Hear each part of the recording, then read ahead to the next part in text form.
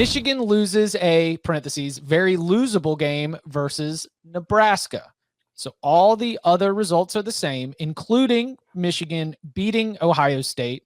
So in that scenario, if Michigan goes to beat Ohio State, but Ohio State has one loss, Ohio State still wins the Big Ten East. Because Michigan's lost to Michigan State. Right. And Michigan loses to Nebraska.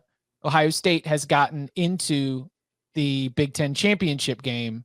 How does that change the Final Four? Let me ask you a question there. Are we assuming that Ohio State wins out because of power ratings?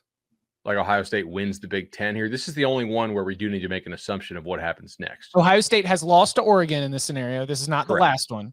So they've got the non-conference loss to Oregon, and they've got the loss to Michigan.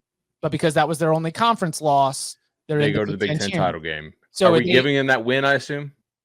Yeah, I think so. That's what I did too in my analysis. Yes, I gave them the win, but we were talking about a 2-loss conference champion, and we have not yet seen a 2-loss conference champion in the college football playoff. The debate would be, the way that I broke this down, the debate would be the 2-loss conference champion going up against Notre Dame, more than likely. Which is also not a conference champion. Yes, but would only have one loss to a Cincinnati team who in this scenario would be in the college football playoff, I believe. Denny, you want to take this one first? I think the 2-loss conference champ, Big Ten champ, would have been in. Even with the late loss to Michigan. Yeah, because Michigan was still a top 10-ish team, top 7. What were they? They were 7 on November 2nd in the first release, and they were not even in the top 4 until November 30th. And I had figured that would be a little bit lower because they would also have this hypothetical Nebraska loss. The Nebraska game was in Lincoln on October 9th. It was a 32-29 Michigan win. That is the game that we're flipping. So Michigan would have a lower ranking going into the game against Ohio State, but we still give them that win against Ohio State. They do not go to the Big Ten championship game. Ohio State does because it doesn't have any other conference losses beyond that one, and Michigan has 2. Ohio State, we're saying, beats Iowa. Does the 2-loss Ohio State team become the first 2-loss college football playoff team? Same score in that game, too? Yeah, same score. Yeah. That brings it up a little more in doubt. Then I think maybe Notre Dame gets the edge. I forgot about the score and the domination that was there.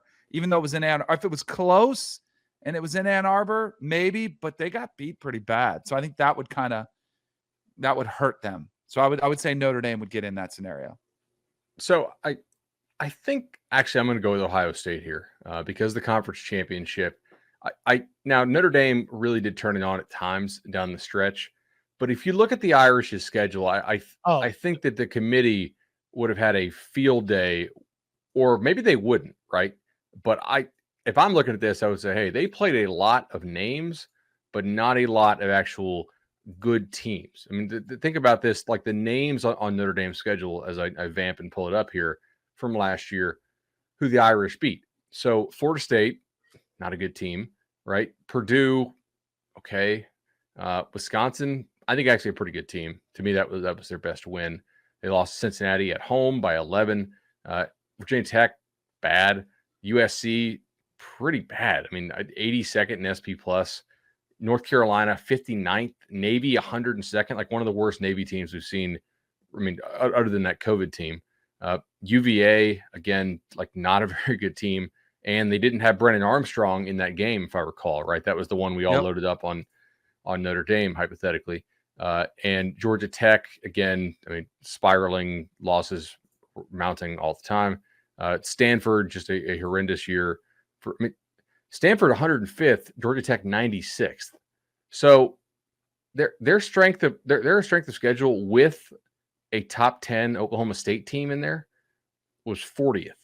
If you pull Oklahoma State out, because obviously they're not going to play Oklahoma State in the regular season before the bowl games, you're looking at a strength of schedule that is probably like in the 60s or 70s. And if you adjust for Armstrong being out, you rate UVA as like maybe a top 100 team and not like a top 60-ish team. I think Notre Dame's schedule would have got probably skewered here a little bit. And look, I mean, Danny, you proposed it yourself. We were somewhat close to having a 2-loss Bama team in the national title game. That's our next scenario. So, and the Notre Dame is a key piece of this. So. But a 2-loss conference championship team from the second best conference in football, I don't think is that crazy. And Notre Dame knows the deal. They basically have to go undefeated because they don't play a conference title game, and they did not do so. Another significant detail of this, I think, is if we're going to give them the Buckeyes a win against Iowa, is the final positioning of Iowa, a team that slid a little bit in the midseason. But on heading into the conference championship game, Iowa was number 13 in the college football playoff selection committee rankings. So a respectable win for Ohio State in a bounce back scenario against the Hawkeyes would potentially give them that edge. That would be I've got it penciled in as Alabama 1, Georgia 2, Cincinnati 3, Ohio State 4. And another little note here. I would not want it to happen, but I would laugh. I would laugh pretty heartily to hear a selection committee member be like, and the conditions of that game, the snow in Ann Arbor really limited what Ohio State was able to do. You know what I probably overlooked, though? If they would have beaten Iowa in the Big Ten championship game in a similar fashion, which I probably would have anticipated. Agree. That helps you forget a lot about that road loss the week before. It's just the nature of the recency bias, which comes into play.